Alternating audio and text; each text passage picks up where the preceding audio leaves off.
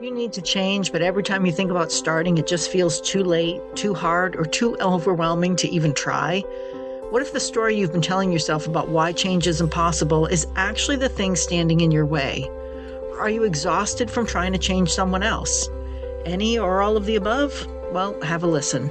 This podcast is always 20 minutes or less, so you don't have to feel overwhelmed or overhaul everything in your life, but just make small, simple changes to create more calm and peace. To get to your better life, make small changes and begin to live it. Welcome back, friends, or if it's your first time, thanks for taking a chance on us today. Let's take a deep breath, maybe a few, and just relax. Today, we're talking about why we resist change even when we know we need it, what's actually keeping us stuck, and how to start moving when everything else in you feels frozen. And what do you do when it's not you that needs to change? What do you do when it's someone you love, someone whose choices are affecting their health, their relationships, their life, and maybe yours too, and they just won't budge? How do you help without losing yourself? And how do you love someone through their stuck without getting stuck right alongside them? Well, let's start with the stories, because before any change ever happens or doesn't happen, there's a story. It's the story we tell ourselves, and those stories create the beliefs that we have about ourselves, and that's what creates our lives.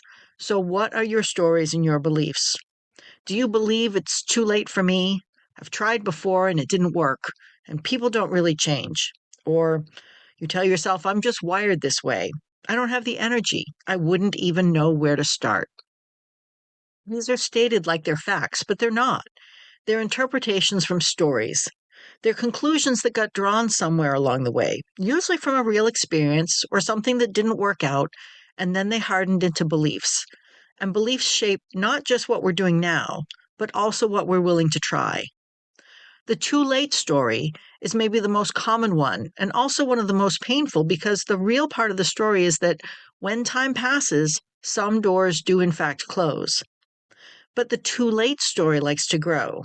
It takes a specific, legitimate truth, like, I can't become a firefighter at 60, and turns it into a weighted blanket that covers everything and says, it's too late for me to change anything. And that leap from one thought to the everything thought is where the story surrounds you and starts being a cage that you can't seem to escape from, that you feel like you've lost the key or never even were given one. The too hard story is different because it's partially true, because of course, real and significant change does require effort and can be hard. But there's a difference between something being genuinely hard and something feeling impossibly hard before you've even started. Like no matter how hard you try, you'll never succeed, so why even start? A lot of what we call too hard is actually just unfamiliar and uncomfortable, and honestly, a little scary too. And unfamiliar feels hard because your brain is working harder as it tries something new, learns a new way, building new pathways. But that's not permanent. That's just the beginning. And once you move past the initial discomfort, it becomes easier and you realize you've done hard things before and you can do them again. So let's really get into what's going on underneath the resistance, because understanding this is the key. It really isn't just too late or too hard. When someone says it's too late or it's not worth it or I can't change, what they're usually saying underneath all of this is one of three things. One is, I'm afraid of failing again. Two is, I don't believe I deserve better. And three is, I'm more comfortable with familiar pain than unfamiliar possibility. And none of these are character flaws. Every single one of them is a completely normal human response. The fear of failing again is huge. If you tried to change something before and it didn't stick, your brain has filed that away as evidence. Evidence that you can't do it, evidence that trying is just setting yourself up for another disappointment. And your brain is always trying to protect you and keep you safe from that disappointment by talking you out of trying and instead taking the safe route, which may be the route of doing nothing. It genuinely thinks it's helping. The problem is, it's helping you stay safe at the cost of staying stuck. The not believing you deserve better is quieter, but it can run deep. Sometimes people don't make changes especially health or relationship changes, because somewhere underneath everything, there's a belief that this is just what they get.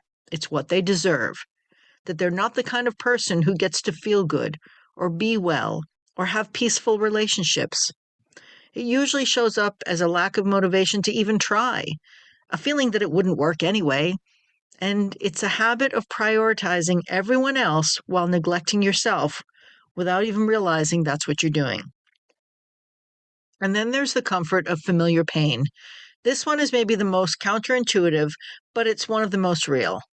There's a saying, the devil you know is better than the devil you don't know. The pain you're in right now, however real it is known. Your nervous system has learned to work around it. You know what to expect from it. And change, even positive change, can be scary, and your nervous system doesn't distinguish between unknown good and unknown bad. Unknown is unknown, and it registers as a threat. So staying in something painful can actually feel safer than stepping into something that might be better, because might be is uncertain.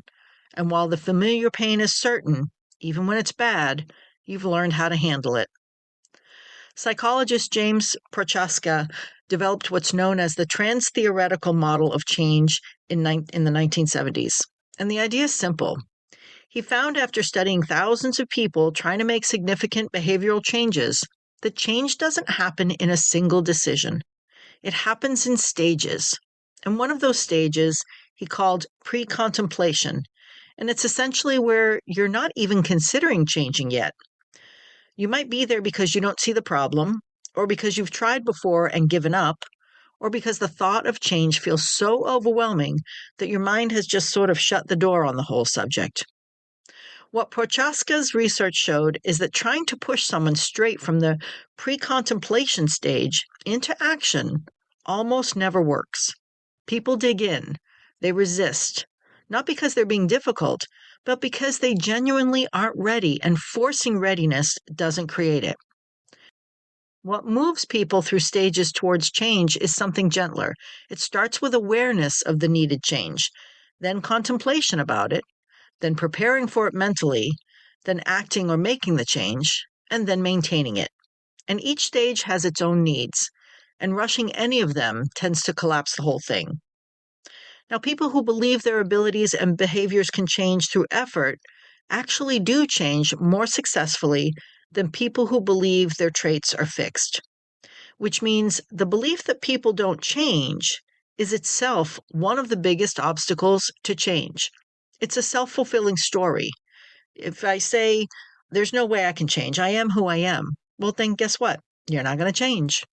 But the good news is that the story can be rewritten. Not necessarily easy and not overnight, but it can be through those stages of change. So let's talk about what it actually looks like to start moving when you've been stuck. Surprisingly, it doesn't start where most people think it starts. It doesn't start with a plan or a goal or a New Year's resolution or a dramatic commitment. It can start with one question. And the question is, what would have to be true for this to feel possible? What would have to be true for this change to feel possible? Not what do I need to do, not what has to change, just what would have to be true for this to feel even a little bit possible. So, for example, what's true is that others have started their careers over at 60, so it's possible for you. Maybe it's true that your friend would easily offer their couch for a bit if you needed to move out of a relationship, and now that becomes possible. The second thing is to make the change smaller than you think it needs to be. We dramatically overestimate what it takes to start, and we dramatically underestimate the power of a beginning. If the change is a lifestyle change, you don't start with a complete overhaul. You start with one meal, one walk, one glass of water that wasn't there before. You start by noticing when the old pattern shows up and doing something 1 degree different. That's it.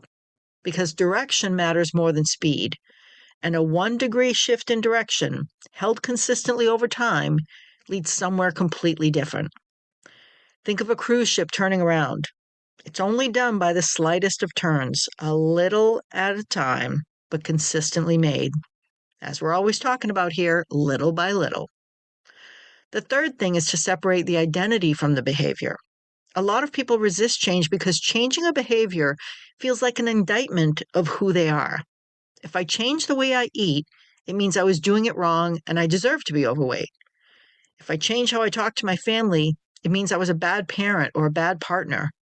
But you can change what you do without it meaning something terrible about who you've been.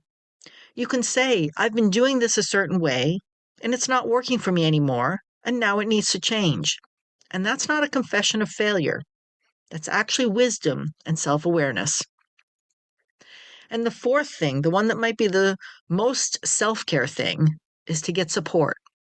Someone who'll be honest with you, who'll sit with you in the discomfort of the process, who won't let you off the hook when you want to give up, but also won't make you feel like you're terrible when you stumble.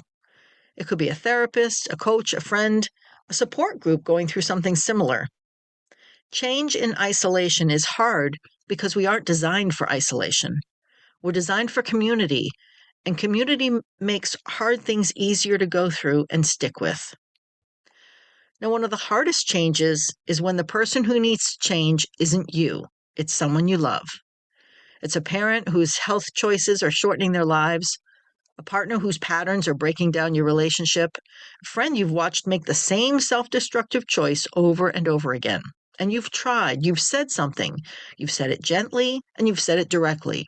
You've sent articles and made suggestions and had hard conversations and maybe even issued ultimatums. And they're still exactly where they were. And you're still there loving them and not knowing what to do with any of it. First, I want to acknowledge how really painful that can be. There's a particular kind of helplessness that comes from watching someone you care about stay stuck in something that's hurting them or hurting the people around them. It can feel like your own failure, like you haven't found the right words yet, like you haven't tried hard enough. Like if you could just explain it the right way one more time, they'd finally hear it. But the truth is, you can't want someone's change more than they want it for themselves. And trying to is one of the most exhausting and frustrating things you can do. And this is where the concept of radical acceptance comes in. And I want to be careful here because I don't mean acceptance as I'm fine with this and it doesn't affect me. I mean acceptance in the psychological sense, which is acknowledging reality as it is currently rather than fighting against it. They aren't changing right now. And fighting against that reality, trying to force it to be different through your worry and your words, doesn't change them. Accepting that they're not ready doesn't mean you stop caring. It means you stop making their readiness a condition of your own peace. And if there's someone in your life right now who you're trying to pull toward change and it's exhausting you, I want you to ask yourself honestly, how much of my energy is going toward trying to change them? And what would it feel like to redirect even some of that energy back toward myself? That's not giving up on them. That's choosing not to disappear in the effort of saving someone who hasn't asked to be saved.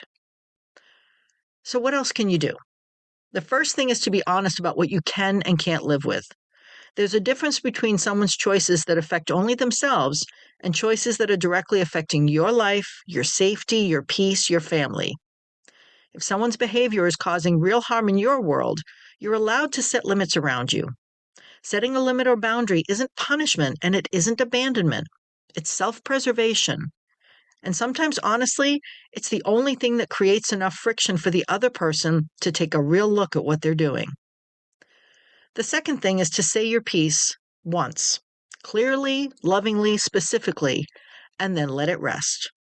Not never bring it up again, but stop repeating it in the hope that the 10th time will be different than the 9th. Because let's be honest, they heard you the first time.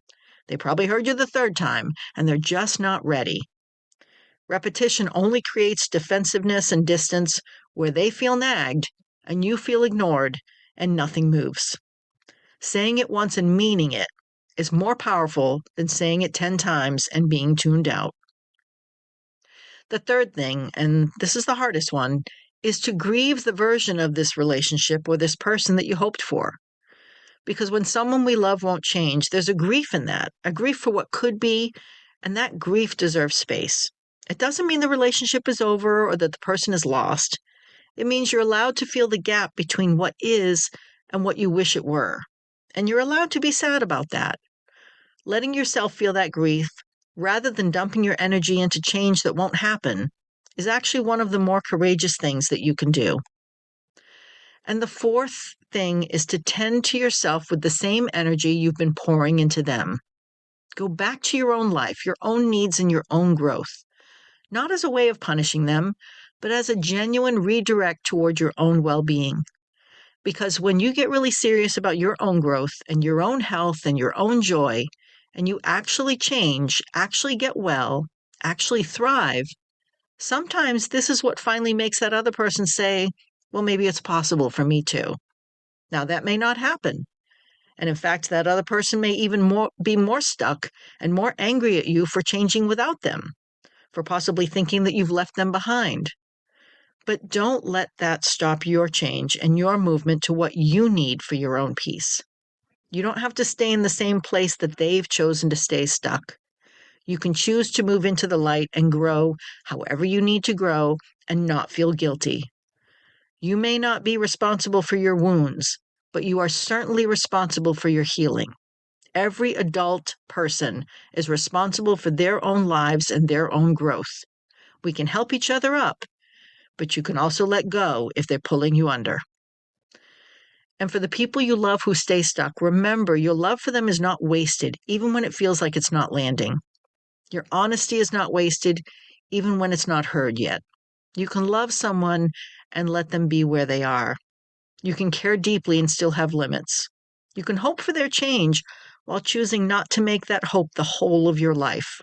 And again, that's not giving up on them. That's loving them and yourself at the same time. As Maya Angelou said, do the best you can until you know better. Then when you know better, do better. And that's what you can hope for them while doing better for yourself. So what's one thing that you want to change, but you feel you can't, that you feel it's too late? Ask yourself, if you decide to move 1 degree towards the change today, how will it feel tomorrow? How many more tomorrows will you have without that change? How many more tomorrows will you have with that change? It's the same number, right? So how can it be too late? Or what's one change that you feel is too hard? What's one small movement toward change that is so small it can't fail? Well, then make that one small change. Let it not be so hard, just that one smallest of changes. And then when you're ready, make another small list of changes and let them build. I hope you feel a little bit more unstuck, or at least thinking about changes you felt were impossible, and maybe they're feeling a little bit closer today. And if this episode resonated with you, please share it with someone who needs to see that it's not too late. Yes, it may be hard, but it's not impossible. And yes, they and you deserve this change. Remember to love people where they are and encourage and support each other as you make that 1 degree movement, that one smallest change towards your better life, little by little and piece by piece. This podcast is based on my own life experiences. I'm not a therapist, a psychologist, psychiatrist, or any other licensed medical professional. Please share this podcast with anyone you think needs to hear this so that we all move forward, little by little and piece by piece. And thank you, Purple Planet, for sharing your music. Please follow and leave a 5-star review if you can. It really does matter.